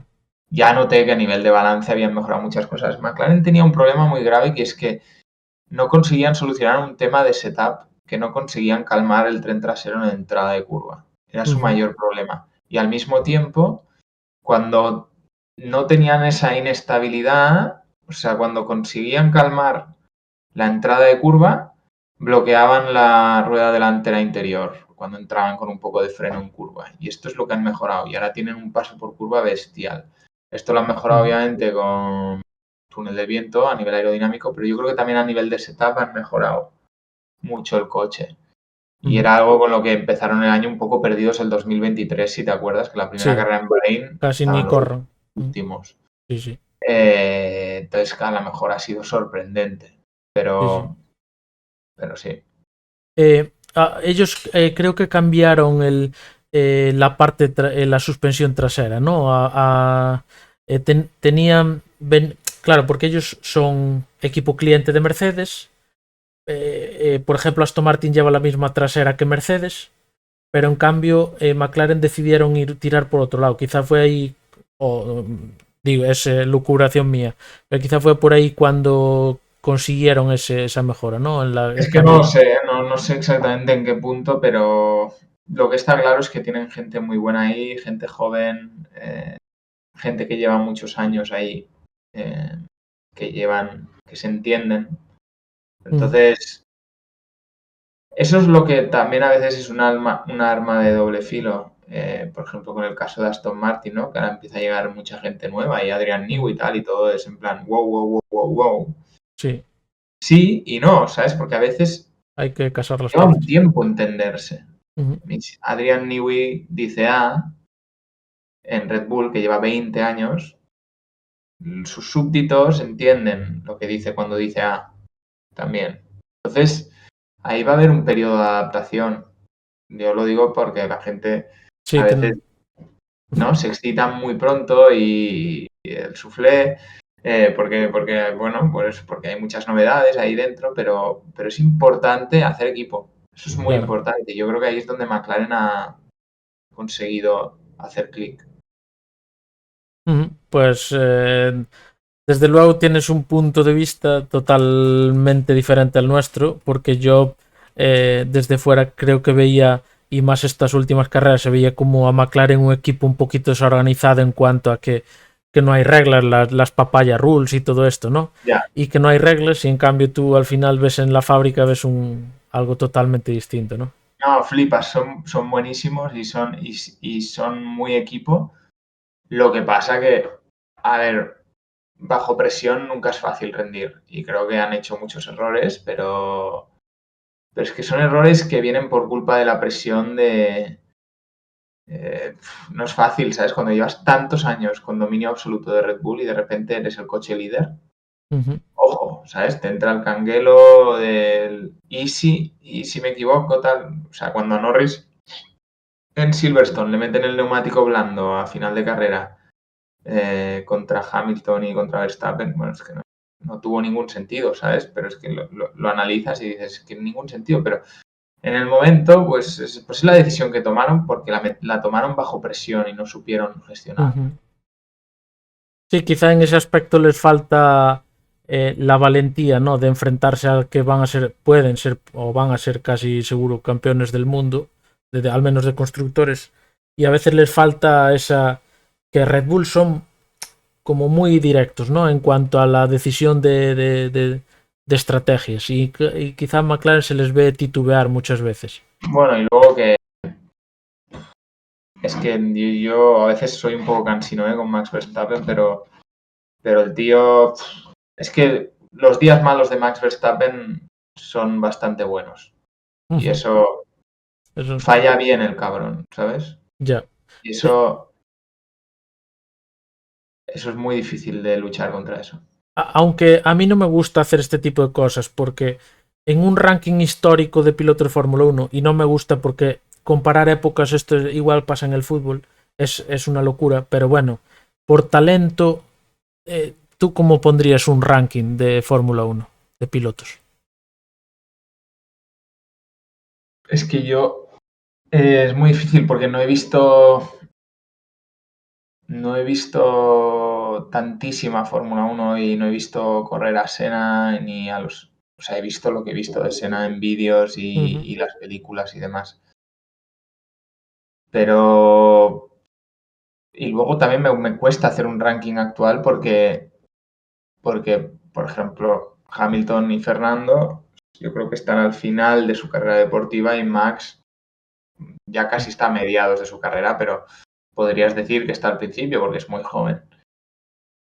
Yo creo que a día de hoy me atrevería a decir que sigue habiendo 3 tíos que son superiores a los demás. Y para mí esos 3 son Fernando, Hamilton y Verstappen. ¿Pondrías yo, sin duda... No sé a quién pondría primero, ni segundo, ni tercero. O sea, yo pondría a Verstappen primero. Ujú. Me atrevería a poner a Verstappen primero. Y no sé a quién pondría, si Fernando o Hamilton. A veces suena mal poner a Fernando porque Hamilton es 7 veces campeón del mundo y te echan trastos a la cabeza si lo haces. Pero, por otro lado, ostras, la trayectoria de Fernando es muy curiosa, ¿sabes? Y le hemos visto hacer cosas increíbles. Sin sentido. Ujú. Y es un tío que, no sé, me encantaría verle en un coche para ganar, porque ahí yo creo que sería como ese momento de decir, venga, ahora que lo tienes todo, Demuestra. Bueno, sí, demuestra no. Demuestra no, pon encima de la mesa todo, ¿no? sí, que lo va a demostrar, o sea, Sí, porque sí, es demostrado ya lo tienes, sin gente duda. tan natural, son gente tan natural, tan Hamilton igual, pero son gente tan natural, tan... Yo veo un onboard de Fernando en una salida, tal, en circuitos complicados, en momentos de condiciones cambiantes, y lo ves que son gente que sabe... Pocas veces ves un error grave, ves un accidente grave de un fallo de piloto. Poco, ¿sabes? Se equivocan poco. Ujú. Y eso es lo que hace la diferencia, porque muy bueno, porque una vuelta muy buena, bestial, la saben hacer todos la saben hacer, todos la sabemos hacer. 1, 2, 3, 4, 10 vueltas muy buenas. Pero los días malos, los que fallan mejor para mí son los que hacen la diferencia, esa consistencia, ¿sabes? Claro. Y eso es lo que para mí Verstappen es una bestia absoluta. Que mucho de eso es lo que yo digo que se lo da el sim racing, ¿sabes? También, porque en iRacing, cuando se pone a competir ahí 24 horas, es como un reloj, mismo tiempo cada vuelta. Y Sí, eso lo sí. aplica a la Fórmula 1. Yo, el día que me enamoré de Verstappen fue en iRacing y no, es decir, en la Fórmula 1 ya lo veía buenísimo. Pero ganó a las 12 horas de Bathurst con una vuelta de ventaja al segundo coche. Sí, Y sí. yo ese día dije, esto no, es que no tiene maldito sentido. Y empecé a verlo con otros ojos. Y ahora lo ves, es que ves la onboard y es locura. Y yo Sí, como tú, con todo el daño al corazón que me hace, lo pongo primero por delante de Alonso. Y Alonso segundo, sin duda. Pero es que Hamilton a mí me falla a veces. Quizá tú ves algo en él que yo no sepa apreciar, pero me falla a veces el ver. Es un llorón, es un llorón. el problema de Hamilton es que él ha creado un personaje alrededor suyo fuera de las carreras que para mí no pega mucho con lo que creo que él es como talento de piloto, ¿sabes? O sea, es un Verstappen, un Alonso, pero fuera del coche es como un, no sé, ¿sabes? Tiene como otro propósito en la vida y es tan soñador y tan, bueno, con el tema del racismo también es, pues, es una persona muy importante para ello y yo creo que lleva ese peso y tal. Sí, Entonces creo que ha hecho, pues, no sé, tiene tantas cosas fuera de las carreras que yo creo que le desvían a veces el foco, pero de pero, repente tiene sus días que está centrado, que aparece el Hamilton que todos conocemos y es francamente bueno. Lo mismo que Leclerc. Para mí Leclerc es el único que podría ponerlo al lado de esos tres, pero de repente se le va la olla, ¿sabes? Pero a una vuelta es un tío que sí, sí, ha hace hecho cosas cosas bárbaras. impresionantes. Y veremos qué pilotos llegan. O sea, Piastri, porque ha sido un poco irregular, de repente en Singapur desaparecido, pero el fin de semana que hizo en Bakú, ¡buah! Chapó. La salida en Monza, Sí. que le pasa hablando ahí por fuera, venga. O Sí, pero sea, tú, tiene altos y bajos porque, por ejemplo, en esta última carrera en Singapur estuvo ahí, ¿no? Bueno, habla mucho de que le cuesta ir en aire sucio. ¿Cuánto? Que en el simulador también hacéis ese tipo de pruebas de aire sucio? No, os no, rodáis en libre. pero te aseguro que se nota, sí. Mm. Mucho. Claro, bueno, al final dependes de la carga del aire en cuanto te restan, Sí, ¿no? ¿no? Sí, Y circuitos tan calurosos y demás, donde corre poco el aire porque estás todo entre muros. sobrecalientas frenos, ergo sobrecalientas neumáticos, tal. Al final es un poco una espiral negativa que no... Pero bueno... Claro, pasa que ahí después, por ejemplo, ves a Alonso, que tiene ese detalle también de que incluso en esos momentos que todo va mal, el tío es capaz de estar gestionándolo durante la carrera, ¿no? Y... Sí, sin duda. Nada que decir. Y bueno, que es normal, también yo he visto este año, he visto algún fin de semana de Fernando un poco aciago de que no...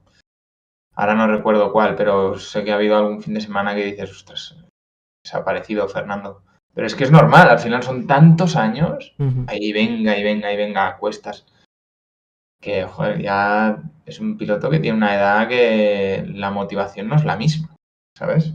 Y eso no es fácil de gestionar. Parece increíble, ¿no? Sí. Yo creo que al final, yo lo comparo a veces con otro tipo de deportistas, yo creo que tienes que estar, no es un trastorno, no es una enfermedad mental, pero un TOC, una obsesión insana por ese deporte, ¿no? Que Cristiano Ronaldo, Kobe Bryant, todo este tipo de personajes así son gente que están totalmente locos con su deporte y con ser los mejores y no piensan en otra cosa, yo creo. Sí. ¿A ti te pasa un poquito quizás o lo gestionas de otra manera? ¿Tratas de disuadirte de las carreras más? Yo es que al final la competición, cuando pasas a la competición de resistencia cambia un poco tu mentalidad porque es un poco más una competición de equipo, entonces compartes muchas más cosas, es un poco menos individual y eso te hace cambiar un poco el chip. Porque a veces, bueno, ahora resulta que de que tu compañero pasa a ser tu primer rival, ahora resulta que tu compañero es la persona más importante porque tu resultado depende también de tu compañero, entonces... Claro.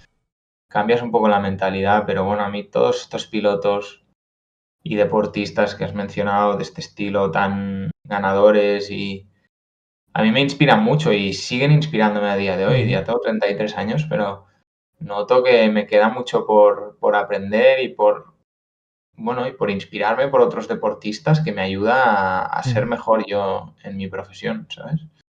Sí. Y eso es genial, es lo bueno que tiene hoy en día el deporte en general y la cercanía a la información del deporte, ¿sabes? A los documentales y demás y vídeos que vemos de deportistas que son auténticas máquinas de ganar.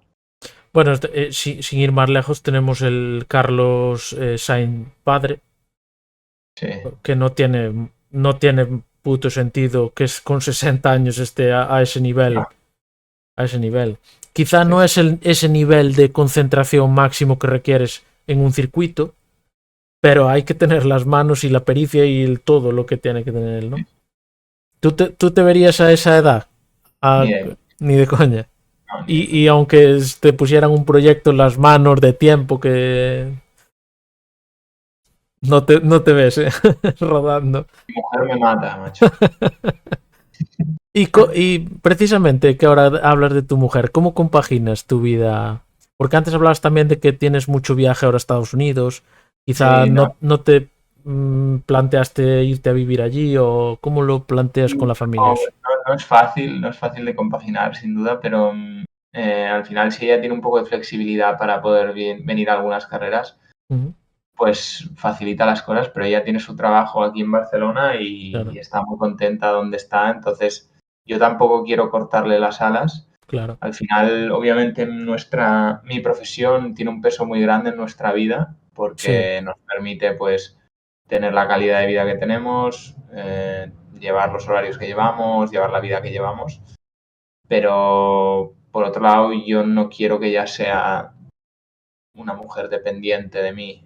Entonces, ella tiene su independencia con su trabajo y su día a día y a las carreras que puede venir viene y yo cuando estoy aquí pues aprovecho para pasar el mayor tiempo posible juntos y poder hacer cosas juntos y al final priorizarlo frente pues a otros planes o a amigos o al final pues bueno, también el día de mañana me gustaría tener una familia. Claro. Bueno, acabas de dar una clase de igualdad aquí a... Bueno, yo no me gusta hablar de política, pero a veces escuchar este tipo de cosas de verdad pone los puntos sobre las IES en este tema. Y el tema de niños y tal, bueno, había aquella mítica leyenda de que los pilotos con hijos perdían tiempo por vuelta.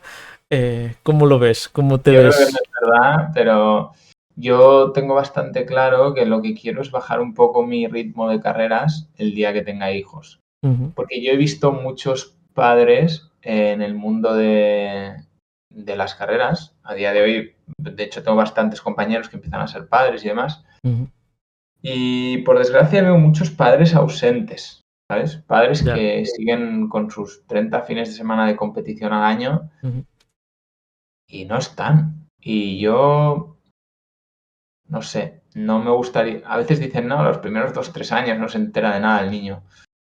Yo no me lo quiero perder, ¿sabes? Y no te claro. digo que vaya a dejar de correr para tener hijos, pero me gustaría poder compaginarlo de la mejor manera posible y poder estar.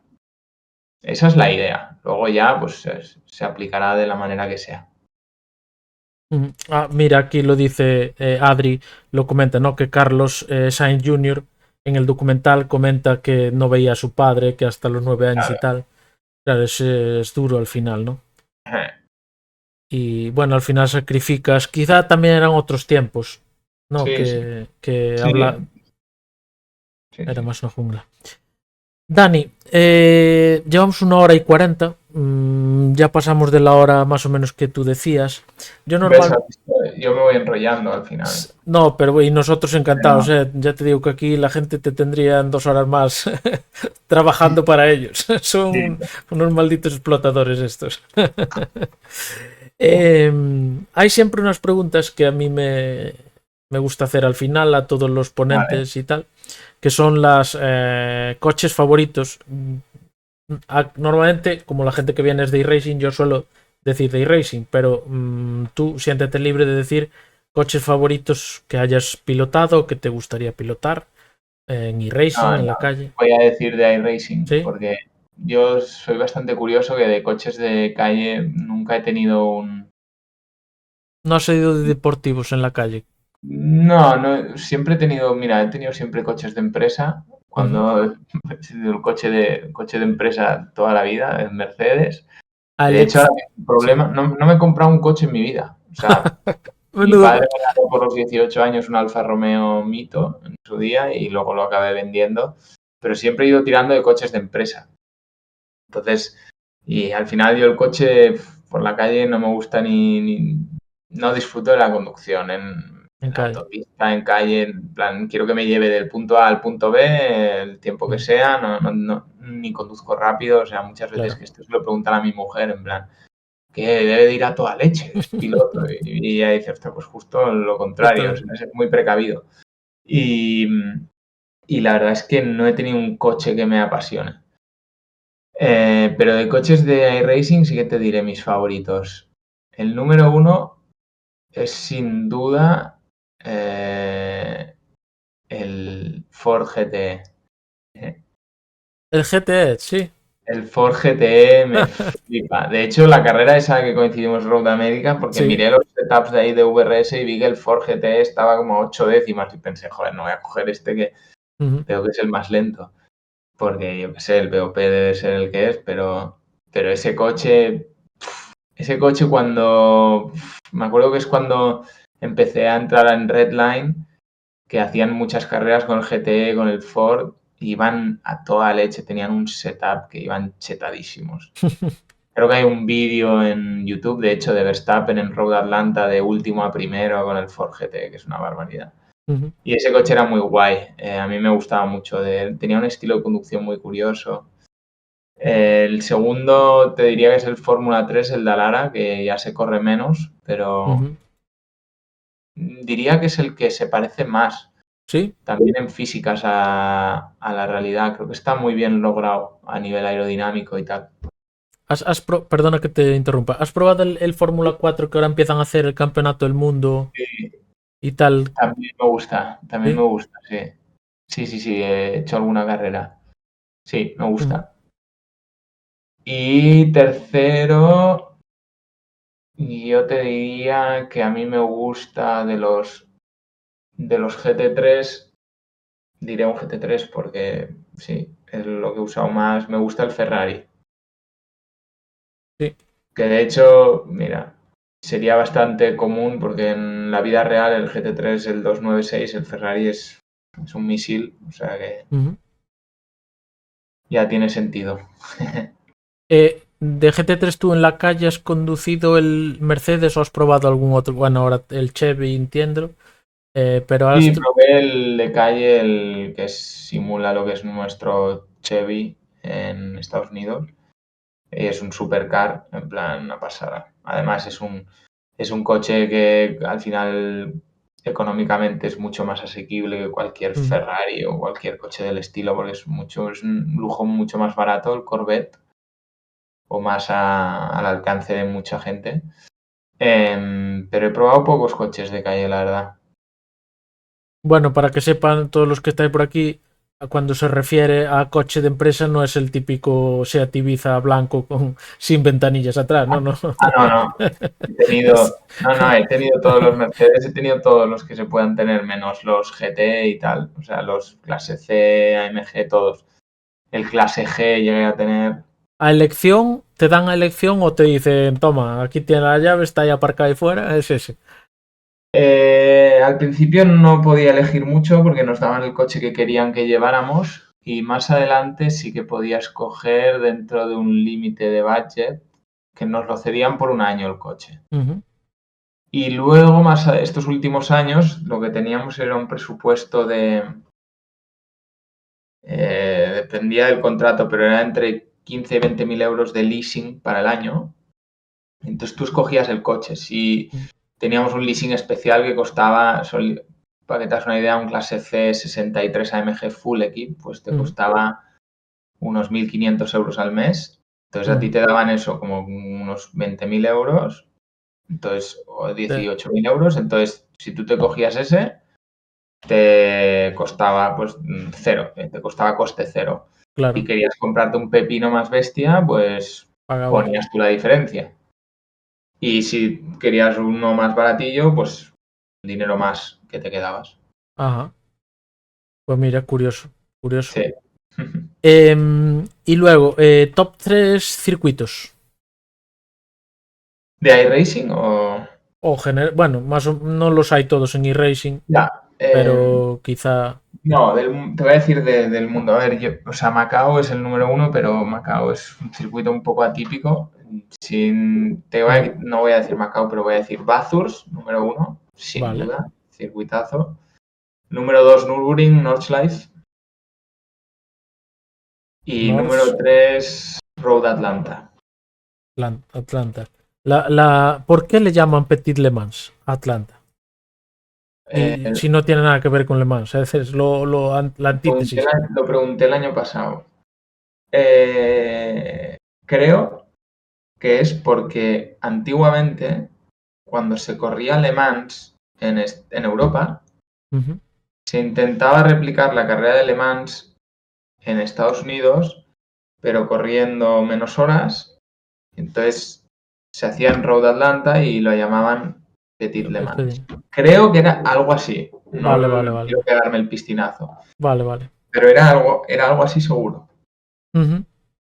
Porque ya, claro, a mí siempre me llama la atención, digo, es la antítesis, es decir, no hay nada más diferente a Le Mans que Atlanta. Bueno, pues está bien. Y luego en cuanto a cockpit, más o menos yo suelo hacer una suma de precios del cockpit que llevas, PC base, volante, pedales, estructura, pantallas y accesorios. Más o menos a ojo, ¿qué cockpit llevas? El que tienes ahí detrás tuyo. Yo tengo, lo que tengo es un poco de colaboradores míos. Los pedales, por ejemplo, son de SRP. Que deben costar sobre los 2.000 euros, pero me los dieron. El volante es de Cube Controls, que fue mi sponsor el año pasado. La base es Leo Botnar, que me la compré porque me faltaba una décima con Verstappen constantemente y él llevaba Leo Botnar y Yoshimo Cube y dije, pues Leo Bodnar. Y no encontré la 10ª. Podemos Qué confirmar. putada. Y ahora Verstappen lleva Simucube. Entonces, nada, me lo gasté yo. Luego 3 pantallas que las compré yo, que no me acuerdo lo que costaron, más la cuarta. La base también es de un colaborador mío del año pasado, que es SimTag, o sea, el cockpit y Sí, demás. Y el asiento. Y el ordenador me lo compré yo. Que el ordenador sí que es un pepino bestia, me costó como 6.500 euros. wow. Sí, es Vamos, una a grosso modo vamos a decir que estás en torno a los 15.000 Sí, o superior. o sea, el coste del simulador dirías. Sí, aprox. Sí, 13 seguro. Bueno, pues no estás en el top 3 quizás, o top 4 Sí. de lo que vino hasta ahora en el podcast. Tenemos Bueno. a Miguel Maro, así, no es muy grande tampoco, ya debemos tener unos 20 o sí. Tenemos a Miguel Maroto que tiene 40.000 euros en el simulador, que eso ya se le fue de las manos. Y después en 15.000 hay varios. Está Pablo López, el pulpo, que creo que bueno, con eso has coincidido más veces. Sí. De iRacing SBS, Fernando de iRacing SBS, del equipo, no sé si lo conoces el equipo. Y después debe estar por ahí más o menos, hay varios así de 8.000, 9.000, 10.000, hay algunos por ahí. Bueno, pues hasta aquí llegamos a la 1 hora y 50, casi 2 horas, Dani. Si alguien tiene alguna pregunta en especial que quiera hacer en el chat, este es el último momento. Aprovechar ahora, intentar escurrir esas mentes y sacar una pregunta que a Dani le podamos enganchar por aquí que pueda ser jugosa. Y Dani, si tú tienes algo más que añadir o que quieras comentar que se nos haya quedado en el tintero, también Nada, me tienes tu limitaré oportunidad. a contestar a alguien, si ¿Sí? no, ese favor que le haré a mi mujer, que debe estar ansiada de que acabe ya. No, pero voy a contestar. Pues, a ver, el Corvette iRacing, mira, yo formé parte un poco del desarrollo, pero la verdad es que di pocas vueltas, hice poco en mi feedback, pero y he dado pocas vueltas desde que ha salido también, entonces no te lo sabría comparar. Yo creo que, a ver, a nivel de gráficos y demás está muy logrado, está muy parecido y creo que de sensaciones también tiene mucho parecido. Entonces, ¿cómo llevo el tema de Checo Pérez? Qué cabrón. Ya saben que soy muy fan no es de Checo Pérez, es más que nada de la fanbase que tiene, que son Sí. muy tóxicos. Sí, total. No he probado realidad virtual en simulación, no mucho. Sí que he probado las gafas un par de veces, me parece bestial, pero las que había probado no eran lo suficientemente Buenas. avanzadas. Yo creo que era aún cuando se sobrecalentaban mucho y tal y daban mucho sudor. Pero bueno. ¿Quién